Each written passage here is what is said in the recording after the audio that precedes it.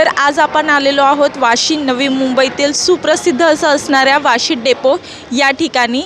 मागील 6 वर्षांपासून वाशी डेपोच्या पुनर्बांधणीचं आणि नूतनीकरणाचं काम चालू होतं आणि आता 16 डिसेंबर 2025 रोजी याचं उद्घाटन करण्यात आलं। मात्र सगळ्यात महत्त्वाची गोष्ट अशी आहे की मागच्या 1.5 वर्षापूर्वीच वाशी डेपोच्या बांधकाम पूर्ण झालं होतं, मात्र 1.5 वर्ष झालं असतानाही याचं उद्घाटन करण्यात आलं नव्हतं। तर यामुळे नागरिकांकडून संताप देखील व्यक्त केला जात होता। मग यातून एक प्रश्न असा निर्माण होतोय की जर बांधकाम 1.5 वर्षापूर्वीच पूर्ण झालं होतं तर त्याचं उद्घाटन का करण्यात आलं नाही।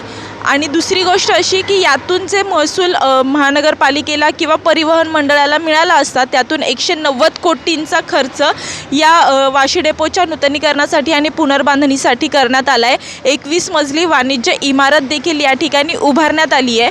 मग यासाठी हा जो 190 कोटींचा खर्च करण्यात आला आहे त्याचा थोडा तरी महसुलातून व्याज तरी कमीत कमी गेलं असतं, मात्र तसं न करता जर 1.5 वर्ष तुम्ही बांधकाम पूर्ण झालं असतानाही उद्घाटन केलं नाही, यामागचं कारण स्पष्ट करावं।